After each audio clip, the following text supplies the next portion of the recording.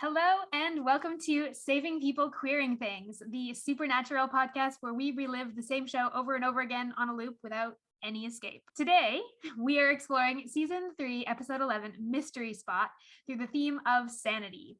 I am Abigail, my pronouns are they, them. I'm one of your hosts, and with me today are special guests back for their Season 3 spot, Jamie and Beth from driverpicksthepodcast, our former Name Twin show. Welcome back. Hello, thank you for having us. It is an honor to be here. We're thrilled to be back. Yeah. Do you want to give a brief reintroduction to yourselves so that people who haven't listened in a while, it's been like a season and a bit since you've been on? Well, hi, I'm Jamie. I'm from Driver Picks the Podcast.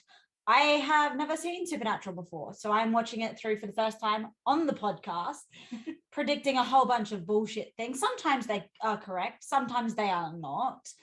And Beth mostly just laughs at me. And I'm Beth, and I'm obviously also from Driver Picks the Podcast. And I've seen Supernatural way too much. It's the dichotomy. So, yeah. So we're going to jump into our series recap. So here's what you've missed on the road so far.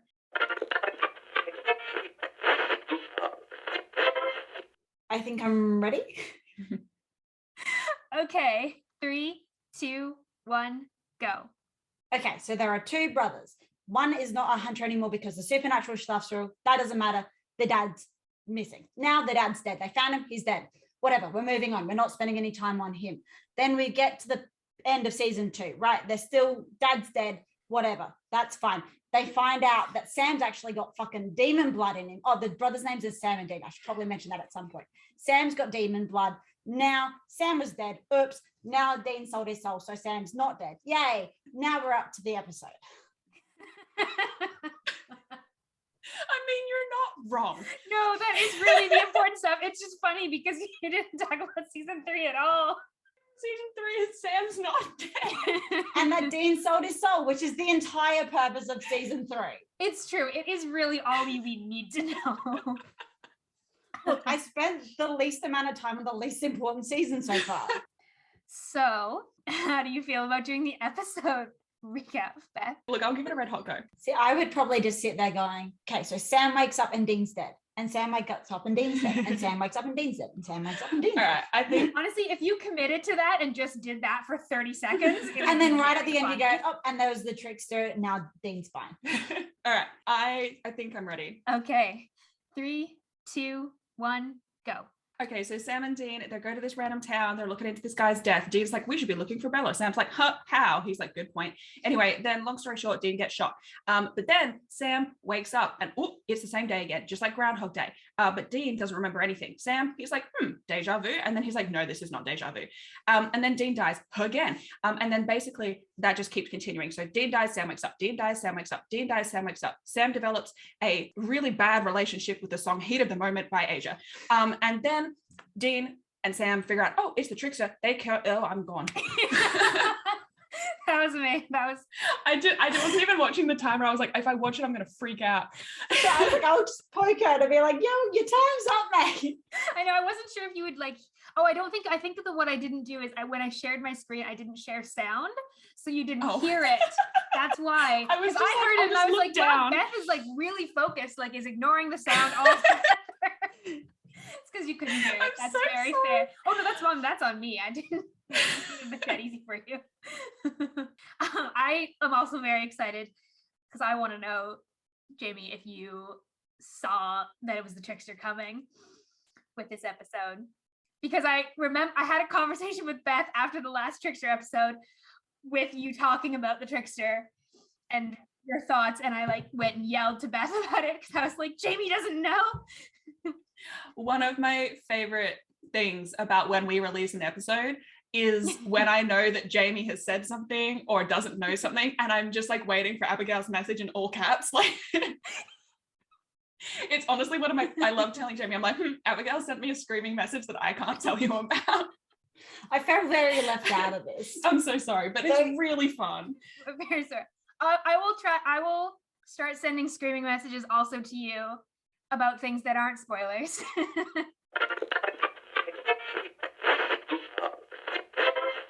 It's now time for us to talk about this episode through our chosen theme. And today that theme is sanity. Highly appropriate, yeah. So I'm going to just start with a definition of sanity, and then I just want to hear your thoughts on the episode. So the definition of sanity that I pulled from a dictionary on the internet is the ability to think and behave in a normal and rational manner. Sound mental health. So the opposite of Sam this episode. Sam's a little unhinged. Sam's a lot unhinged in this episode. Sam's a lot unhinged as a character, and this episode particularly brings it out in him. The trickster says, you know, whoever said Dean was the dysfunctional one has never seen you with a sharp object. Yeah. Thesis statement. I find it really funny because Dean's got this very thin veneer of like macho man can do it all, and Sam's got this very thin veneer of like sanity, of like rationality. He's like, yes, I am the one who thinks things through. But then as soon as he comes under any sort of stress, he's like, might fuck around and find out.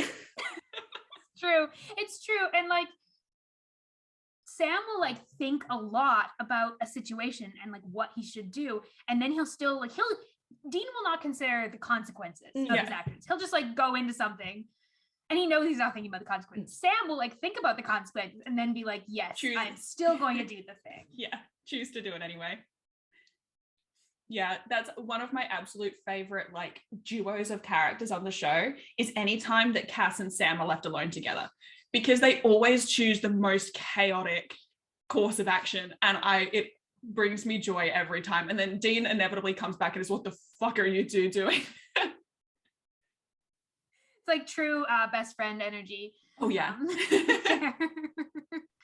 Jamie, what did you think about the trickster returning this episode, and did you see it coming? So obviously I knew the trickster was going to come back at some point, because like he was clearly not dead in Tall Tales, like full stop, was not dead.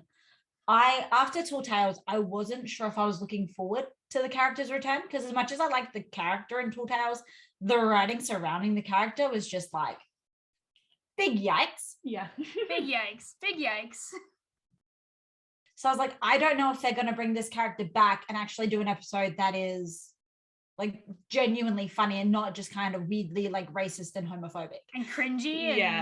Yeah. So I was really glad to see he was back in this episode, and I did have a feeling that it was a trickster episode just based on what I've seen surrounding this episode in the fandom, because I had heard of this episode before. Obviously, like there's the Mystery Spotcast, which is another podcast within our little podcasting community. So it's like I obviously knew that it was an episode that had gravitas in the fandom. So which is a funny way to say it, like such a chaotic episode. So I had a feeling, and I also knew there was an episode where it was like Groundhog Day themed sort of thing. So I wasn't sure if it was this one or not, and I sort of roughly had an idea that it was something. And obviously in our own episode, I go into more of what I was thinking it was going to be. So listen to that one, folks. But, yes, it'll come out probably, quite likely it'll come out the same week. Yeah. It won't be, it'll be like within 2 weeks of each other at the furthest. We'll link it into this episode for sure. But yeah, like I was not exactly excited for the return of the trickster, not because I don't love the character. I think the character is great. I think the character is very entertaining. I was just so worried that when they brought them back, it was going to be another Tall Tales. I was like, right, it's going to be the same. I don't want that shit. Like I'm okay. No. Like Beth was like, oh yeah, Tall Tales is great going into and then we both watched it and we were like, what the fuck was that? Tall Tales is easy to cherry pick for moments that are fun. Yeah. Everything else is kind of cringy. Yeah. For various reasons. Yeah. I'm glad you were enjoying this return of him more. Yeah, it's definitely a better trickster episode than Tall Tales. Okay, so sanity in relation to this episode. Okay, one thing that I did want to ask about, because I know we're all siblings, like we all have siblings. Yes. Okay, I want to very briefly shout out to that like last shred of sanity that only your siblings can dislodge. Like, you know how like only your family can get to you in like that one particular way, but like I feel like with your siblings it's just like I don't know, maybe it's just me, but I just feel like there is some stuff where only my brother could dislodge that last shred, you know? And this is exactly what you see with them in this episode.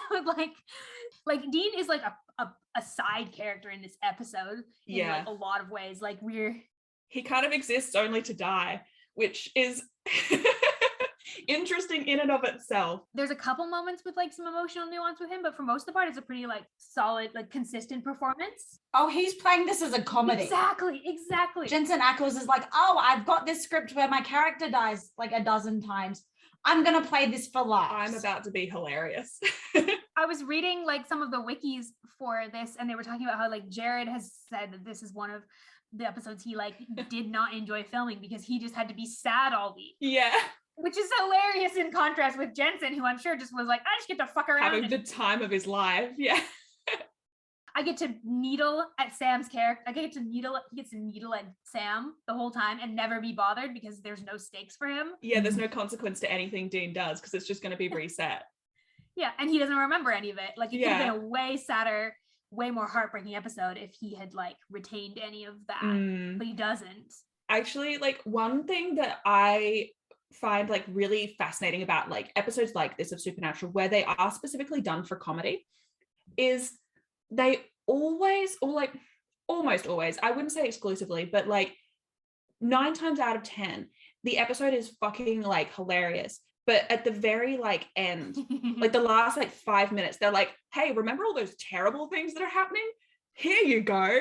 And they like cut you like right in the gut because you're having a good time, you're laughing, and then they like sucker punch you in like the last 2 scenes. Yeah, and speaking of sanity, like Sam's sanity unravels in this episode, and it's mostly entertaining until all of a sudden it's not. Definitely, all of a sudden you're like, oh no, this boy's about to do something really bad. Yeah. And you know, the scene with Bobby at the end, like with, you know, the trickster, but Bobby. Well, quote unquote Bobby, yeah. and you know, the scene where he's driving and he just, you know, it's been 6 months. I think it's certainly a very interesting episode for Sam, just in general, like, and for his character. And obviously Jamie and I, like, we've already recorded this episode for us because we couldn't have done it with you if Jamie hadn't already seen it. So so we've already recorded, and I asked Jamie, you know, how accurate do you think like this is to Sam's character? Like, because essentially what the trickster is like trying to teach him the lesson of like, you're going to have to learn to live without Dean. I'm gonna give you a trial run of it, really. Yeah. And I asked Jamie, like, do you think this is like accurate? Basically, she said that because the whole episode is constructed within the like time loop that the trickster has created, she doesn't think it is accurate to Sam's character. Because like, I think I straight up asked you, I was like, do you think he would actually just straight up drain a person dry, like bleed a person out? Right, that for very the sake of the cause. Thing. Yeah. And you were like, no, because that's like not in his character. And so it's interesting to like look at it just from the perspective of like how much of it is actually Sam and how much of it is actually manipulation because of what the trickster has done, and like sort of separate those two almost identities. I think that's really important, especially if we're thinking about like sanity. Like, yeah, his sanity's being messed with. This isn't just like losing Dean, this is losing Dean over and over. Yeah. To be so. And it's also important to note that he knows that the final time he loses Dean on the Wednesday, before he's gone for 6 months and blah blah blah blah blah, he knows that the reason Dean died on the Wednesday is because it was the trickster, and the trickster's trying to teach him a lesson. Yeah. It's not just like, you know, he got taken out on some random hunt or whatever. No. Like 6 weeks later or something. Like yeah, it's very directly like he knows he's being messed with. And so he also knows, like, he knows the power the trickster has. He knows like that he is being played. So he goes, oh, of course I'm going to try and undo this because like I have the power to. It's not like in a different scenario he would be immediately going to that. Like, I think he would want revenge. You know, Sam going very hardcore hunting after he loses someone is pretty well establised. We refer to it as the Johnification of Sam Winchester. Look, yes. Sam's sanity breaking down is very similar to the way John gets. Yeah. The obsessive nature of Sam is like, I think so much of what happens to his sanity when he's under pressure. Well, and like you said earlier, Jamie, Sam's a lot more likely to like take something that's happening and be like, I'm just gonna fuck around and find out. Like he's gonna pretend to consider it and then just go with what his gut what his gut instinct was anyway. yeah. So he'll seem really reasonable, but he's actually Actually, it's funny because like one of the things I really love about your podcast is the fact that you look at these episodes like through the specific lens of like this particular theme, because it's always like a way to think about it in a way like you haven't necessarily before. And I was watching this episode, and don't get me wrong, I love this episode. Like, this is a very fun one to come back to for me. But I was watching it and I was like, oh, this is really funny and all. But literally the plot is, let's gaslight Sam for 40 minutes. It really is. Like, that is the joke, is Sam is just being gaslit for 40 minutes straight. And like, it's funny as like an external viewer, but I was like, man, if I was Sam, I'd also like, his reaction is not that. I would not be mentally stable by the end of that experience. Yeah. Especially considering like this whole season, we're more than halfway through this season. This whole year, he's been gearing up for like Dean dying. So like, that's a real reality hanging over him that he's getting tortured with. Exactly. And it's this idea of like, not only is he being forced with what would just on a normal day be a horrible situation to be in, but the fact that he's one, living it over and over and over again, and two, his main drive for this whole season has been get Dean out of his deal, like stop Dean from dying. And he's put in this position where the whole point is he can't. And like, that's part of the lesson, you know? You are helpless here, accept reality. Yeah. So much of Sam's like way of dealing with problems is to be like, I can research my way out of this problem. Mm-hmm. Sam and Faith. Yeah, Sam and Faith, exactly. And like in this situation, he knows what's happening. Yeah. He figures it out and he still can't do anything about it. Like knowing what's happening doesn't give him any more control. He doesn't have any free will. Yeah. No wonder he like goes to the extremes he eventually goes to, because it's not just he lost Dean, it's he was tortured 4 months and then he still lost Dean anyway. Do you know what's really funny? And has literally just occurred to me. And Abigail, this will probably make more sense to you than it will to Jamie, but I'm sure that you will understand that sentence. I'm sure that you will understand this at least at a base level. Okay. It's almost like talking about Sam doesn't have free will in this episode, right? Like everything's being manipulated around him. This episode is actually kind of a microcosm of the series. Like, there's a narrative that's happening. They have no control over it. And it's almost like, and obviously like we've already had Sam die once, and we've, you know, had an episode where Dean's died like fucking countless times, and they can never quite, you know, solve it the way they want to. And so it's almost like if you took this episode and stretched it over 15 seasons, that would just be the show. It's just their agency being taken away from them by very supernatural beings and them being gaslit about it. And even like through the process of it as well, like gaslighting each other about the fact that they're being gaslit, because Dean spent this whole episode going, you mean like deja vu, you know? And Sam's about to smack him. Being so annoying about it. And dude, I think one of the final Tuesdays, I think maybe before Sam confronts the trickster, he says, you know, Dean's like, you mean like Groundhog Day? And Sam's like, eat your breakfast. Like, there's just no... Sam goes full on like, I am the sibling in charge. Like, shut your fucking mouth, Dean. Yeah. I don't want to hear it. I like, as a character in general, like Dean doesn't usually like let himself get sort of like ordered around. No. Like, usually he gets real pissy about that. The fact that this episode he's letting Sam clearly take it, like, shows how intense Sam gets which I mean, again, maybe the Johnification of Sam Winchester a little bit. Yeah. The like intense, like, don't you dare cross me. Like you are going to listen to me right now. Sit down, shut up, do what I say. Quit screwing around, Dean. Like, don't tell me to calm down. While we're talking about this, I'm really curious as to what you guys' opinion is. What do we think the worst loop is for Sam's sanity? Like, which one do we think is the worst for him to experience? Because I have an opinion. Okay. I'm curious if you guys have an opinion. I think the worst one that we see has to be the one where he's axing down the mystery spot and he accidentally kills Dean. Like, surely. That was also going to be my answer. That was also going to be my answer because I was like, Sam's guilt complex. Yeah. Even if he knows Dean's going to immediately come back, Yeah. I think that would be almost a cue to him of like, oh, that's the extremes that I'm willing to go to. I think it's either got to be that. And quick shout out, because one of my fucking favorite parts of the episode is after like you get the blood splatter on the guy's face and Sam's just like, Dean, and the guy's freaking out and Sam's like, he's little just like, oh no, as he realizes it's just so funny. Oh shit, I'm gonna have to start over again. Other than that, the worst one has to be the first, because he doesn't know that it's a time loop yet. That was my answer. I think the worst one for him is the first one, because it just feels like deja vu. He doesn't know what's happening. Like from the second loop on, like he's like, oh, it's a time loop. Yeah. He can name it. He knows what's happening. He knows the basic route. He can compartmentalize a little.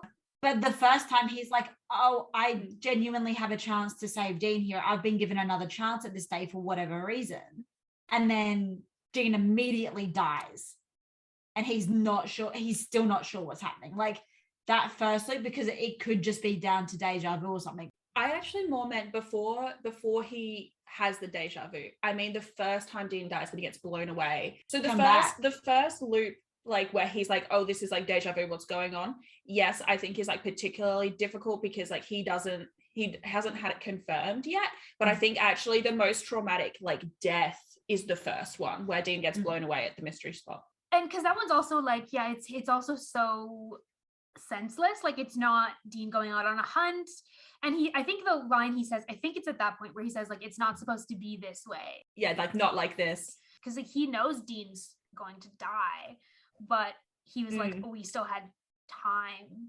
And this is like so, and it was so unnecessary. This is just some like person that got trigger happy and scared and like he's getting, you know, that's the one death where he feels really, really robbed. Gun control. Yeah.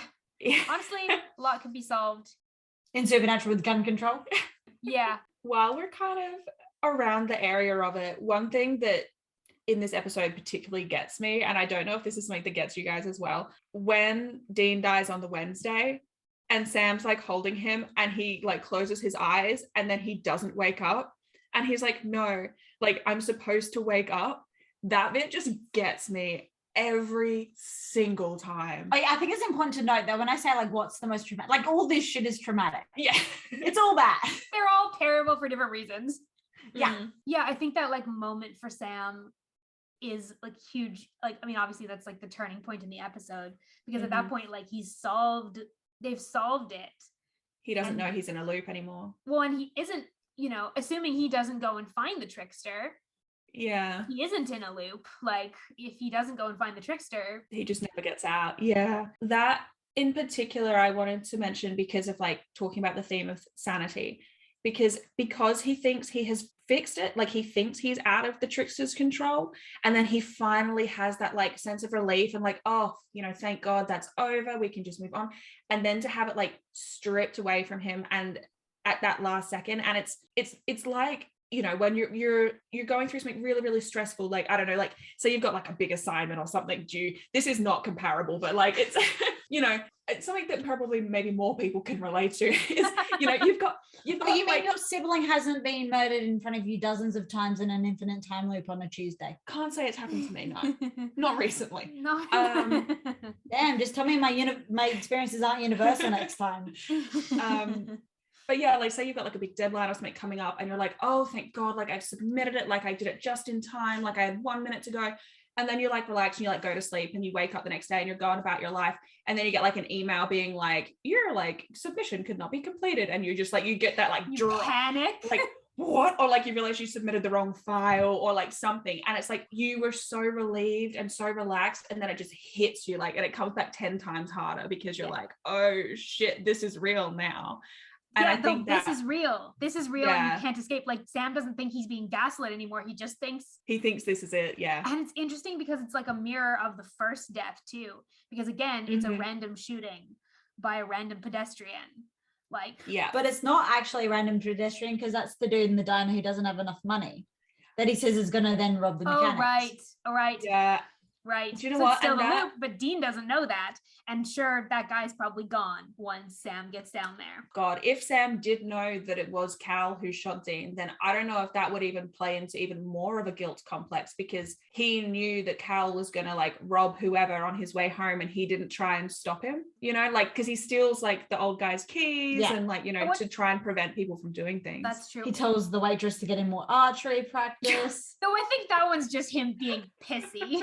I think I love that line. Like Sam, one of the things I definitely noticed, and I think that this follows true like in general for Sam when he's really stressed, and I mean I guess it's sort of a relatively universal experience, is like the more he gets stressed, the more mean he gets to like everyone around him for like dumb stuff that is not important. Petty Sam. Like he knows they're in a loop, like they don't remember. Yeah. But he's still like, I gotta make that archery. Yeah. Just for his own satisfaction. It's interesting to see the characters in a place where they, well, I guess really only Sam in this instance, but like where they're aware that there aren't any consequences. The kind of way that he treats everyone else. Yeah. Yeah. Well, that, but also like the way that he approaches, because I guess like in this scenario, Sam's like invincible basically, because the dream, like the loop doesn't end when Sam dies, the loop ends when Dean dies. And so he can kind of, it's his sandbox really, like he can try whatever he wants. True. And like eventually it'll just get reset. I'd be interested to see what would have happened if Sam actually died. Right. If Sam puts himself in danger. Yeah. Oh, that's interesting, actually. Like if they relive the first like non-loop, just the original day, but like Sam jumped in front of Dean before the owner could shoot. I would have been curious to see what would happen in that situation, whether Sam would still wake up if he was the one who died, or if it's only if Dean dies. I guess I would assume, because the whole point is the trickster is trying to teach Sam a lesson.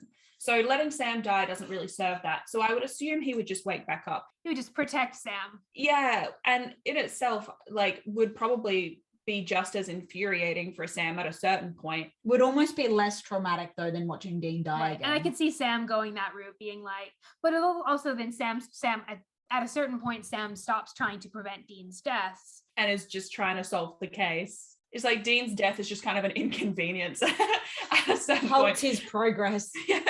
Yeah, it's just sort of the annoying, it's like the first level of a video game where you have to like, I don't play video games. This is maybe a bad analogy. Neither do we. It's like the first, I don't know, it's like you're playing a game with a bunch of people and one person hasn't played it before and you have to spend all this time at the beginning explaining how the game works. Like every new loop, he's got to explain to Dean what's happening.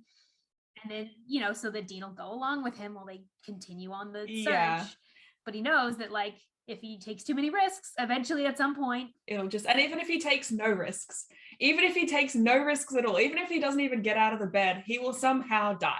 Like, I mean, there is one where he slips in the shower. Sam doesn't let Dean leave the motel room, but he lets Dean take a shower, which is a mistake. Yeah. I wonder how how far in the day, because I feel like that would also affect Sam's sanity a bit. Is it the original day? Would that be the longest Tuesday that they had? Because he makes it all the way through to the night, because they wait and they break in. Same with when he gets squashed by the piano. So they make it through. So I wonder if there are days where they make it almost to Wednesday. 11:59 p.m. If the trickster's trying to like fuck with him, letting him think he's almost won and then being like, no. Yeah. No.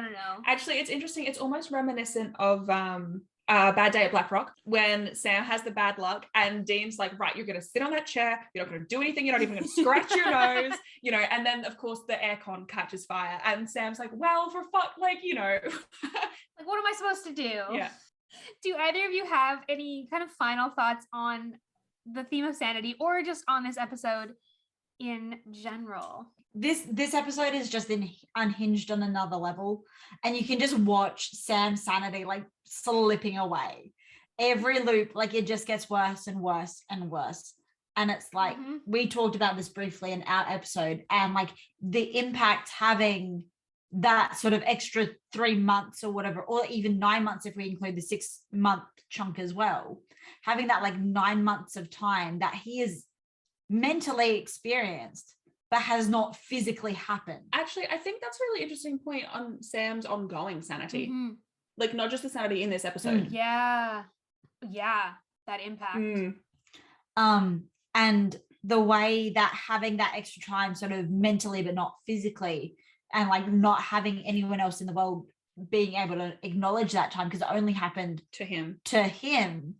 I think it's a really interesting thing to see, and like what impact it will have on his sanity and his mental health moving forward. At this point, they don't have a way of saving Dean. No.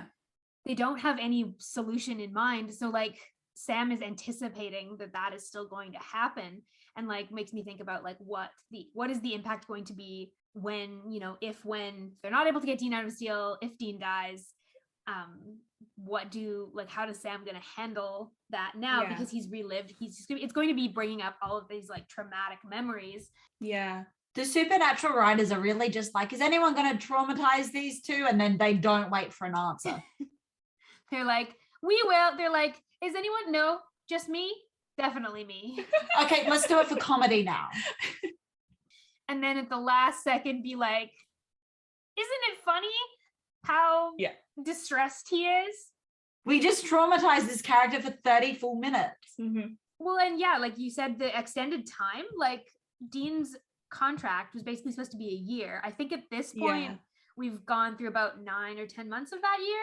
Well, because obviously we're recording Ghost Faces after this, they say in that episode, which is 2 episodes past this point, that he has 2 months left. Yeah. So at this point, he has like maybe 3 months or 3.5.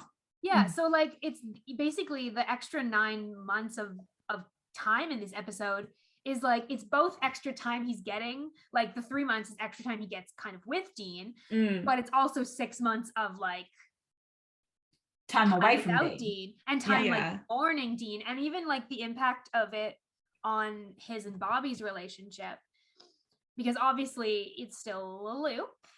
Bobby doesn't know about that. But Sam has all these interactions with presumably like Bobby, because like Bobby on the phone is like, this is the only way I can get you to talk to me, like you're not answering your calls. Like Bobby's got to also be struggling. Bobby's mourning the loss of not just Dean but also Sam in a way, because he's lost Sam too.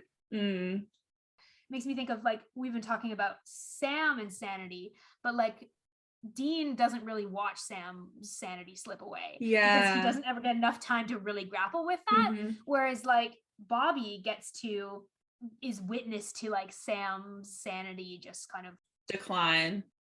Anyone who's watched someone go through a really hard time and like watch their, you watch their someone's mental health deteriorate for any kind of reason. It's like really hard when you can't seem to get through to that person, or when they seem to be slipping away from you in terms of like connection and you can't show your care. Like Bobby is their dad and like can't show his care because Sam won't answer. And he also can't grieve, because so much of grieving is like sharing that loss with someone else, like in a lot of senses I find. And so like by cutting Bobby out, Sam's kind of like preventing them both from being able to effectively grieve that loss. But also when they're in the loop, Sam doesn't get any time at all to grieve ever. Like, because Dean dies, he wakes up. Like he doesn't have any time to process the death before he does it all again. So he's just constantly in that like response of like that like triggered trauma response. It's just kind of a flaw in the trickster's kind of like overall plan to teach him a lesson, because like he doesn't actually allow Sam to learn from the experience and to like develop, like until that last point, like he doesn't actually give him that opportunity to experience what it would be like after the fact to live without Dean. Dean dies, cool, we'll start again. Get used to watching your brother die, but it's like he's not going to have to he's not going to have to get used to watching his brother die, because he's only going to see it once, and then he's going to have time to process and move on.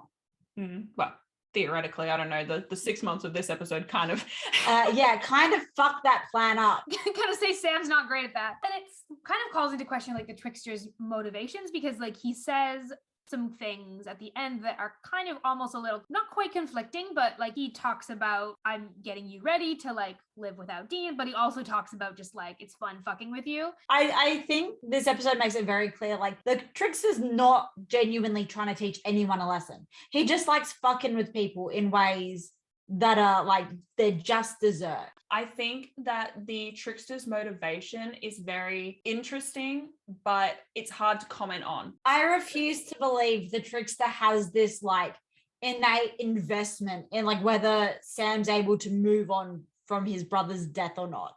Like, I think he just thought, you're going to have to fucking learn this. It will be really funny to fuck with you. And I think based on like the 2 times we've seen him now, the whole concept of like he teaches a lesson, but mostly just like because of his own sense of. Well, here's the thing. Most of the people he teaches a lesson to, they die. Of the half a dozen people that he's trying to teach a lesson. Yeah.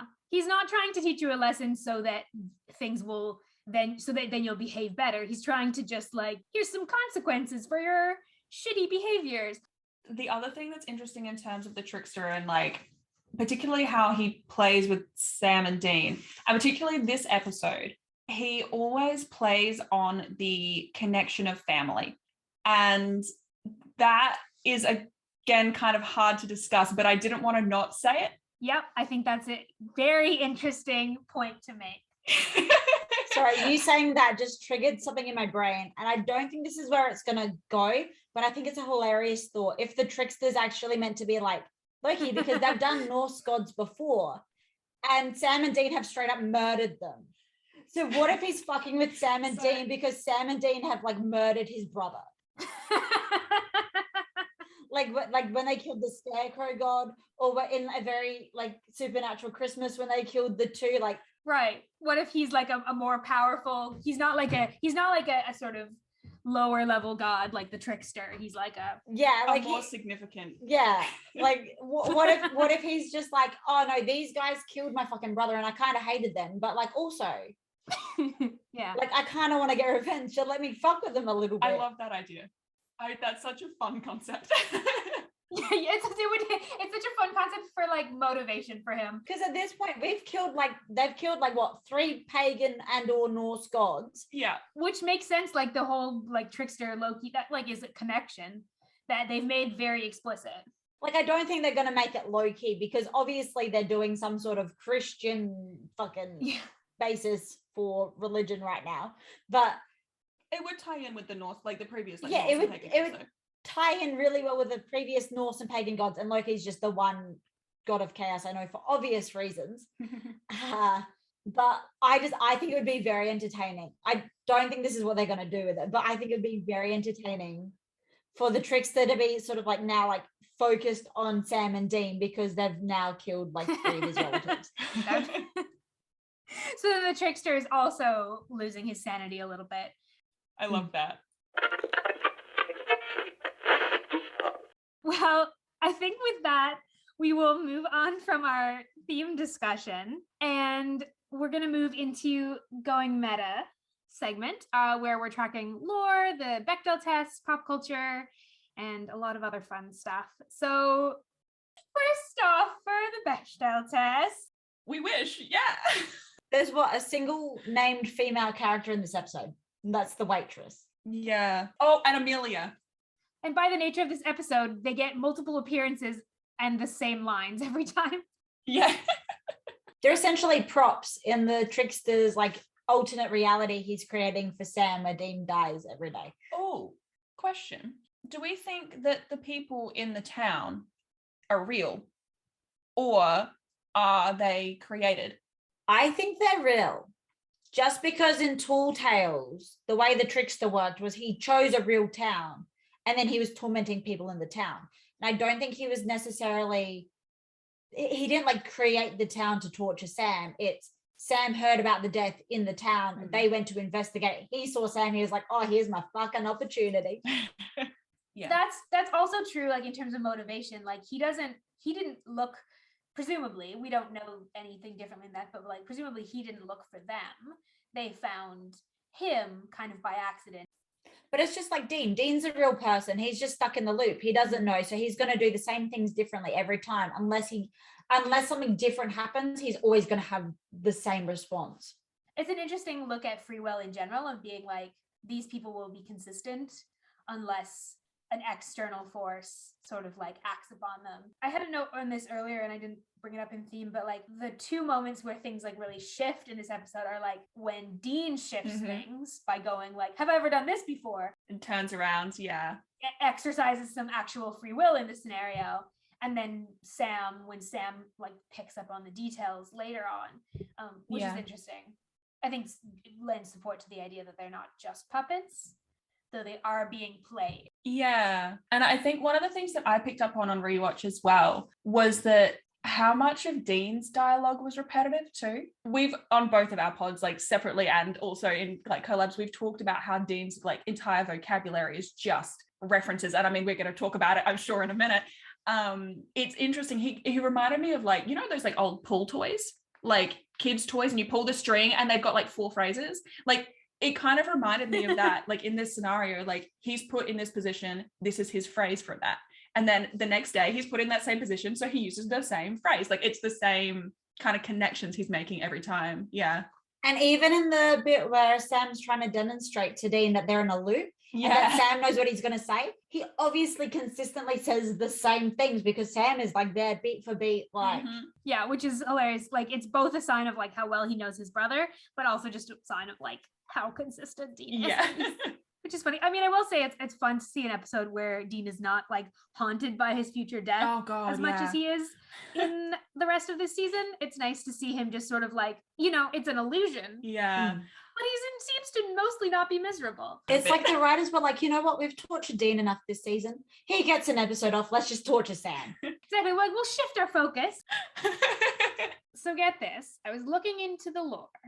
We've talked a little bit about this already. The main thing that I noted for this was just that this is like the second appearance of the trickster, and they're doubling down, proving that he can't be killed the way that Bobby thought he could be killed. That's the only thing that I was going to say is this episode establishes that the trickster has a lot more power and like ability at his disposal than previously thought. Because like to keep that, especially that 6-month period of time where like Sam, like, because that entire like it must be like an alternate like time pocket, I guess, where he's put Sam in it because he's not just worried about that one town anymore. He's worried about like he's controlling Bobby, he's controlling the fact that Dean is still dead. He's completely in control of that whole scenario. So sad question is that being a pocket, does that mean that in the pocket universe that Dean is in hell for that 6 months? Oh no. Unless I know we've all said before that we don't play video games, so maybe this is a bad analogy, but unless it's like that thing where like unless you are within proximity, it doesn't load. So the One Division effect. Because Sam isn't in proximity to Dean, he's just like not spawned in yet. He's just like sitting. I prefer that to the 6 month in hell thing, personally. It's less sad. Yeah. Anything else in terms of lore? I would think that something that can be added into this section as well is mystery spots. Like they pretty well like mystery spots aren't a real thing in the supernatural universe. Like the Bermuda Triangle and stuff. Yeah, but the Bermuda Triangle and that they mention all that's something that at least Sam believes in. Yeah. I guess that's added in because like the Bermuda Triangle obviously is like, I mean, I'm sure that's probably one of the pop culture things that you've got lined up. Yeah. So I guess, yeah, like them talking about that would sort of bring it into the lore of supernatural, I guess, like acknowledging it that like that is a supernatural like. But then again, this is supernatural. Everyone knows the jokes don't count. Oh, I was basically gonna point out, and this doesn't really fit in any of our sections, so I'm just gonna make a note about it. I put it in pop culture, but it doesn't really apply there. So I don't remember where I saw this, but I saw it when I was doing my research, so it was probably on one of the wikis. So I did not like do a lot of work to verify this, but it seems like it's probably correct. So this, if the writer's strike hadn't ended when it did, this was going to be the final episode of season 3, just based on the amount of episodes that they were able to do. So this would have been, so it obviously would have been a strange ending to a season, but it was just writer's strike related. So it would have been not by choice, but this is just where it would have happened. This is just where it would have happened to land. What an interesting comment on reality being shaped around you and not having autonomy in your own story. Oh my God. Yeah, so that's interesting. And I didn't know that before doing the looking into this episode. I've never heard that before. Yeah, I saw it somewhere when I was like looking it up today, and I thought that was super interesting. That's actually so freaking cool. Yeah, and there's so many things in season 3 and like effects on future seasons that the writer's strike have that we won't that we'll talk about, like when we get to like season 4, we'll talk about some of the impacts of the writer's strike on the plot and the world building that they do. But it's interesting that this pivotal episode would have been ended. Like it would have been weird fucking end to the season. And so like such a like loose thread, but also would have like you'd probably think differently about this episode if it was a I wonder if they then would have picked up season 4 with essentially the plot of No Rest for the Wicked and then made Lazarus Rising episode 2 of season 4. I think maybe that's how it would have gone. Because they would have just maybe taken out a couple of those, you would have just maybe lost a few of the in-between episodes. Like Long Distance Call and I can't think of the name of the other one at the minute. Well, Ghost Facers, I don't know if we would have seen Ghost Facers, so you know, I'm glad the writer's strike ended. We got Ghost Facers. Oh dear. So that's going to bring us to pop culture, and these are notes taken from our rewatches, but also from the Supernatural wiki. I'm very grateful for those wikis. I cannot thank them enough for catching things that I don't always catch or noting references that I don't know. I know. I was watching it and I was like, because I know that you do this section, and I was like, okay, taking down some of the references, and I was like, see, I understand that is a reference, but I don't know what the reference is. Often what I have to look up what they're referring to. First note I have on pop culture is about where this episode is filmed. It's filmed in Steveston, British Columbia, and it's also filmed in that same location is Storybrooke, the town in Once Upon a Time. So that's just a fun little. Oh, I watched that. Yeah, so that's all filmed in Steveston. Okay, pop culture. This was the thing that we were going to talk about in the overall theme of the episode, but we were like, kind of goes in pop culture. So if you're talking about sanity and you're talking about the removal of autonomy in your own story, and you want to talk about like all of those themes, this particular quote, like I don't know how aware people outside of Australia are about the actual story. You should refer which quote you're referring to because we're looking at the notes, but oh sure. So, we're referring to this is crazy, even for us crazy, dingo ate my baby crazy. Yeah, so the particular phrase being dingo ate my baby. Now and the inference that the person who said that is crazy. Now basically I've got up the like basic Google just to make sure I've got like the times correct, but in 1980 there was a 9-week-old little girl who was taken like from the family's like tent by a dingo and killed, and her mother went like crying, a dingo ate my baby, a dingo stole my baby, a dingo has my baby, and no one believed her. And she was like, the media dragged her. It became like a global joke, the phrase, a dingo ate my baby, which is exactly how it's used in this context, is a joke. Because they're inferring, oh, dingo ate my baby, kind of crazy. But she was right. The dingo literally took her 9-week-old child and killed it. And she was like dragged through the media. I think she had jail time because they accused her of murdering her own daughter. And then it became this whole sensationalized story where this poor woman who has lost her 9-week-old baby. Yeah. Is being framed for the murder of that baby. It's in national headlines, like international headlines. And then there's the double whammy of the fact that the local Indigenous peoples, because this happened in the Northern Territory. Fun fact, it's also racist. Yeah. Of course it is. So it actually happened around the base or around the base of Uluru. I think I may be wrong about that. But the local Indigenous peoples were like, yes, no, a dingo will take young unattended children. This is something that we know because we've lived here and raised children here for 60,000 years. And everyone was like, you're being ridiculous. So not only were they gaslighting the mother, but they were also gaslighting the entire Indigenous population. So this is 1980. Like, this is not that long ago. No, which is interesting when you think about like that time frame for Dean making this reference. Dean would have been 7 when that happened. So it being in news, he would have that's like what he probably saw it on the news in some shitty motel they were in when he was a kid. And probably the writer also saw it and was like, well, that'll be a fun, quirky reference. But just looking at like a basic Google search, it looks like the death occurred in 1980, but in 1982, Lindy Chamberlain was falsely convicted for the murder of her infant daughter. So she was like actually like convicted for murder.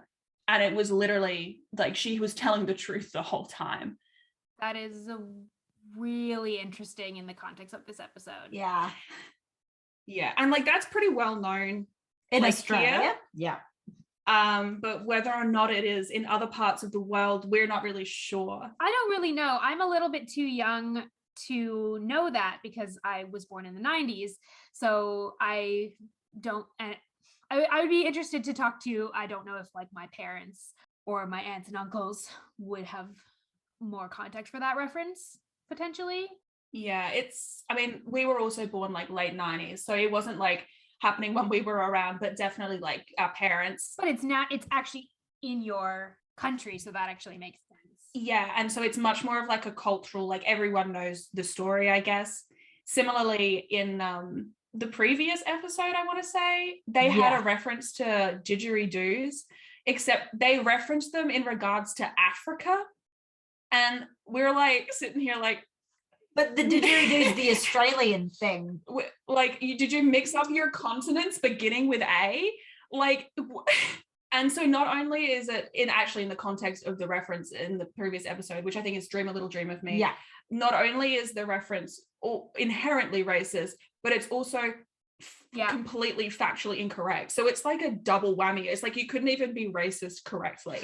And like you weren't fact checking at all. Like a simple fact check would have gotten you somewhere. So weirdly, two specific references are very relevant to us and I was like, I didn't remember either of these. I was like, wow, this is highly specific. Well, thank you for like providing some context for that reference.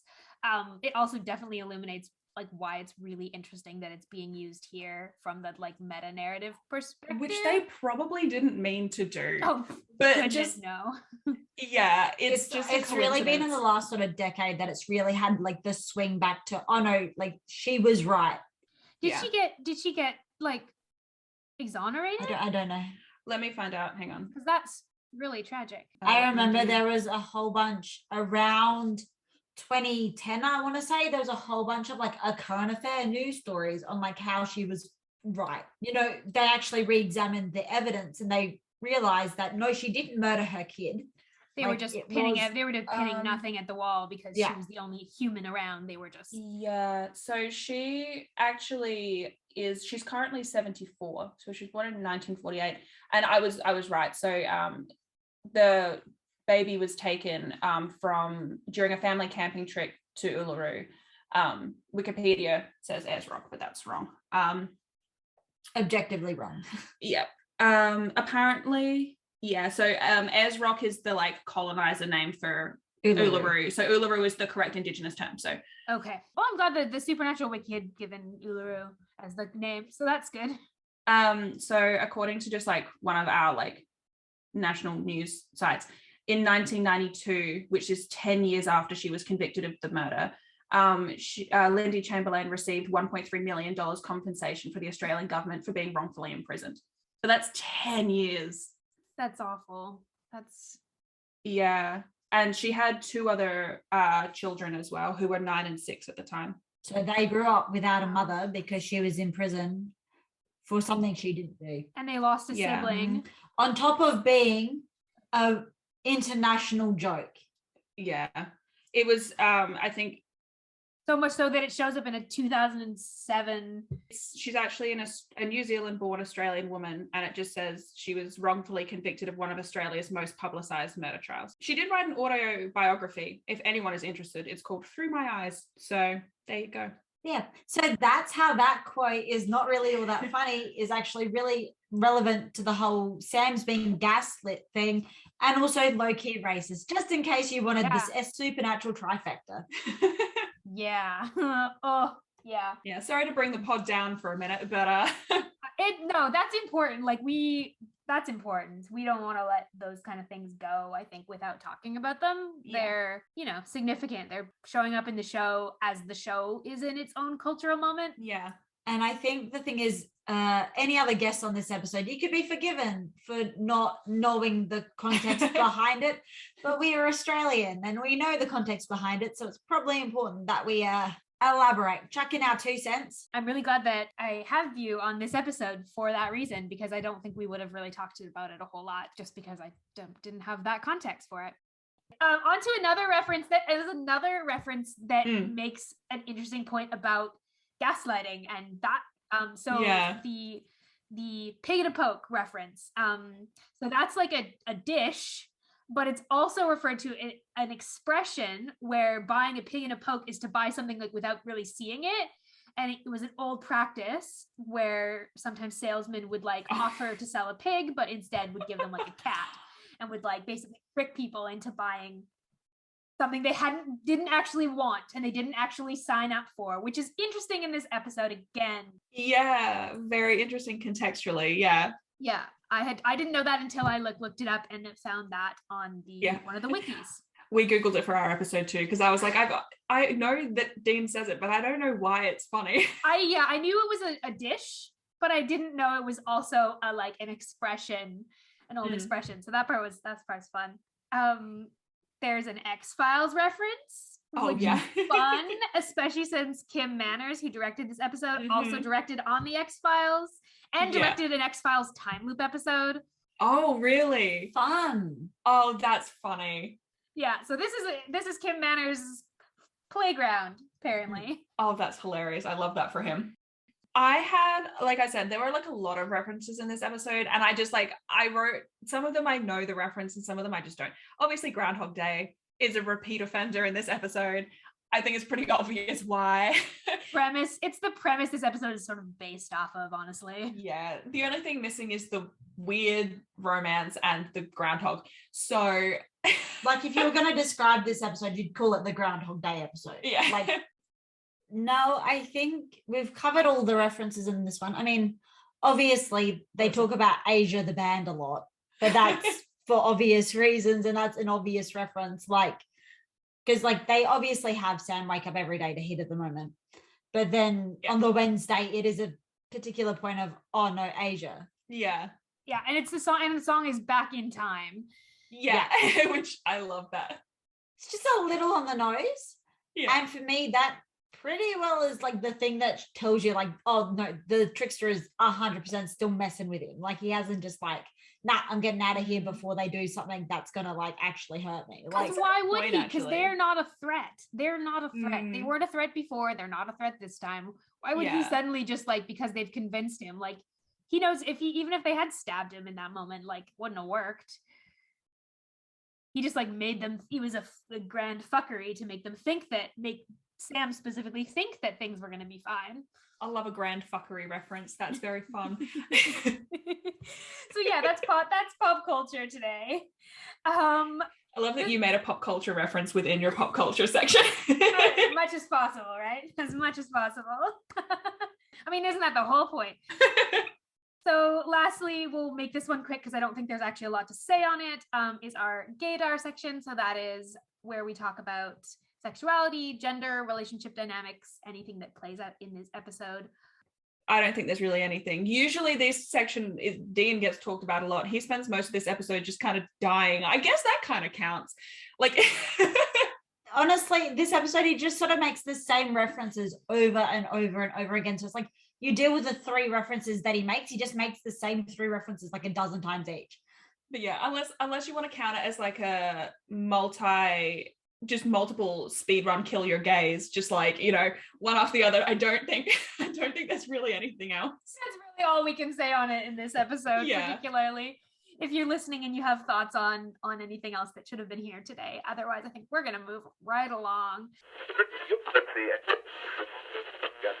Next, we're going to move to our episode mixtape. We are collecting songs that are reminiscent of each episode in season 3. If you want to listen to our season 2 playlist, that is up on our website. This episode, I'm going to go with the song, not for lyrics at all, ignore the lyrics, just for the vibes of the sound of the song. And the song is Breeze Blocks by Alt J. It's just a very trippy sort of sounding song. And it made me think of just the sort of trippy nature of Sam's experience in this episode. That's very fun. That's also an Australian band, I'm pretty sure. I think so. Alt J is Australian. I had an Alt J phase back in probably 2013 or 14. I have an Alt J CD in my car. So, okay, I thought of the perfect song for this episode. Are you guys ready for it? I don't know if we will be, but yeah. Here We Go Again by OK Go. Oh my gosh. Oh no. Am I wrong? You're not wrong. It's reminiscent of both Heat of the Moment and Back in Time, which they use extensively through this episode. Like, but the lyrics are just like, here it goes again. Like Sam's entire experience this episode. It's perfect. And it's perfect because of the rocket nature of it. Like on every level, really, really works. I did not have a song for this episode because all I can think about when I think of this episode is like the obvious, like the two songs that are in the episode. So I was really struggling. And so I've got a playlist that is literally like 48 hours long. It's just like all of my music. And it's just a one giant. So I've just been scrolling, trying to find one that would maybe work. And I think I'm going to go with Smooth Criminal by Alien Ant Farm, because I think that not like the chorus specifically just being like the repetition of Annie, are you okay? Are you okay? Are you okay, Annie? Just because like so much of this episode is like Dean just dies and Sam's like, Dean, like over and over again, like, are you okay? Are you okay? Are you okay? And he's not, like, and I think just the idea of like the trickster being quite a smooth criminal in like the way that he operates, like I think that's what I'm going to go with. Actually love this choice. This combination of songs, very funny. Lastly, today we're going to do our blessings segment. And so in this segment, we choose a character from the episode that we want to wish well for their actions in the episode, for their character, for their story arc, or really whatever we want to just acknowledge and treat significantly. So I'm going to start this episode's blessings by blessing Sam. It's the obvious choice in this episode, but we talked about Sanity and we talked about like the breakdown of his sense of reality. And I think I hadn't really thought about the long-term impacts of this on the rest of the season and on the rest of just Sam's life and grasp on reality. And when we think about, like, I know because I've watched later on the show, like the Sam's mind getting fucked with, like Sam's sense of reality getting fucked with is like a really recurring thing. And it has been like even just the demon blood, like this is Sam having people like exert control over his like identity and his reality is really common. So much of Sam's arc is about his autonomy. Yeah. And so it's just like a blessing for Sam and for, I think, anyone identifying with that loss of autonomy in whatever way you're experiencing that. I wasn't sure who I was going to go with. And I debated. I was also going to say Sam for obvious reasons, the reasons you just described. My instinct is to go with Dean because I love him, but I will put that aside for a moment. And then my next thought was Bobby, because Bobby, and can I do two? I'll be very brief, I promise. Oh, yes, of course you can. I think I'm going to give one briefly to Bobby, purely because his caretaker, his paternal like nature, I think, especially when it comes to the boys, and we mentioned earlier, like he's not only in this like 6 month sort of AU scenario lost Dean, but then he's effectively lost Sam as well. And the way that he perseveres and keeps trying to break through to Sam and keeps trying to say, hey, I'm worried about you. I love you. I'm here for you. I know things are rough right now, but you can always come to me, like, because that's hard to do. He continues the hunt, like he's on Sam's side even when Sam's not talking to him. Exactly. And when you are in that scenario where like you can see someone that you care about so much is going through such a hard time, and it can be hard to keep reaching out and putting sort of that, building those bridges, because they sort of continuously, whether they're actively choosing to or not, or if it's just sort of passively happening, they're like trying to burn them sometimes. And I think in this instance, like Sam was just like putting so much intentional distance between him and Bobby, for I guess a variety of reasons. But the fact that Bobby is so persistent in like, I'm here if you need me, I'm here if you need me, I am here if you need me, I want to give him that, you know. Bobby's the opposite of John when the boys are in trouble. Yeah, well, like, you know, we mentioned in this scenario, Sam is John, and kind of Bobby is Dean in a way, but also Bobby is Bobby, like. But also Dean is Bobby. Yeah. Like, just generally. I think that I want to dedicate like my specific blessing actually to the trickster. And that sounds a bit weird, but my thought process is he is ultimately trying to help, like in his own kind of weird way. And it kind of reminds me of when kids are left to their own devices and one of them tries to fill the parent role. So Dean Winchester. Kind of, yeah. But yes, so in his way, like it's a very juvenile, childish way of trying to teach someone a lesson, but he is ultimately trying to help. So it's kind of this, like, I think he realizes that what he is doing is not correct, but I don't think he has this, like, the capability of expressing it in another way, you know, because it's a juvenile reaction. But I think that is appropriate to the character. And like later, you know, there's more context, but yeah. But if he's trying to help, then he just doesn't have the capacity to imagine a different way to help Sam get over losing his brother. Exactly. And I think it's also a matter of like, kids will try to help. Like, okay, for example, when I was quite young, I got super sick, like I had pneumonia, and my brother, bless his heart, tried to help make me feel better by running into like my room where I was resting and trying to play with me. And so he like is fully jumping on the bed and like bringing me toys, and he's trying so hard to be like, oh, like Bethany, like let's play, like let's be happy, like I want to cheer you up. And I was like dying, you know. And so well, not like really dying, but you know, and it kind of reminds me of that, like he's dying but not really dying is the Dean Winchester effect. The Dean coding is so strong. Yeah, so I think my like really genuine heartfelt blessing probably goes to Bobby, and my like, I guess like gold star, I appreciate your effort, goes to the trickster. Star. Yeah, like I can see what you were going for. You probably didn't execute it in the most productive way. I like that a lot. I like that way of thinking about the trickster. My blessing today is for the waitress and the chef. Yes. Because if I was midway through making someone's fucking order and they said, oh no, I don't want bacon, can I have sausages instead? I also would have given them food poisoning. Jamie! Not where I thought you were going with that, but Jamie! You can't say that. So you're saying it was malicious food poisoning. It wasn't unintentional food poisoning. 100%.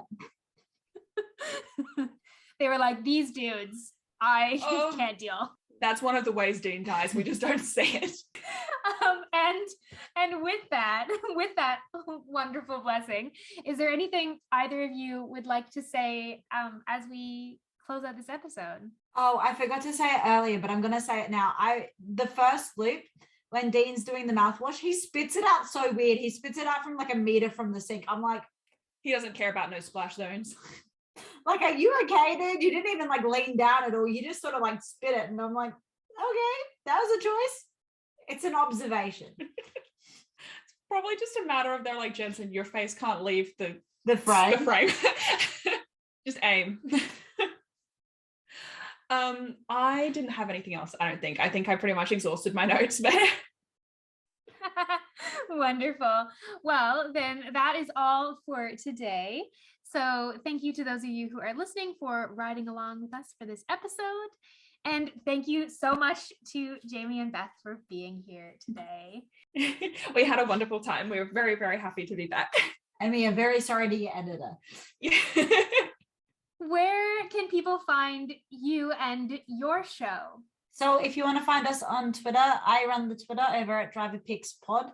All of our links are in our link tree, etc. If you want to find Beth, you can find her on Tumblr at driverpicksthepodcast. And I will put the link tree in here. Oh, thank you very much. Well, there you go. If you want to find us, just open the episode description and you'll just click on the helpfully provided link. And that's all done for us. Convenience. So yeah, as for our show, you can make sure you are subscribed to Saving People Queering Things wherever you listen. And we'd also love to hear from you. So if you have a blessing you'd like to give a character or a theme you'd like us to explore, you can send us a message on any of our socials or leave us a voicemail at queeringthingspodcast.com. You can follow us on TikTok and Instagram, where we're at queeringthingspod, and on Twitter at queering_things. And you can also come and chat with us on our Discord. And links to all of that are in the show notes and on our website. Be sure to ride along with us next week as a familiar FBI agent returns in season 3, episode 12, Just in Bello, through the theme of betrayal. Thank you all for coming along for the ride, and we wish you a peaceful road until we meet again. I just played your outro music in my head.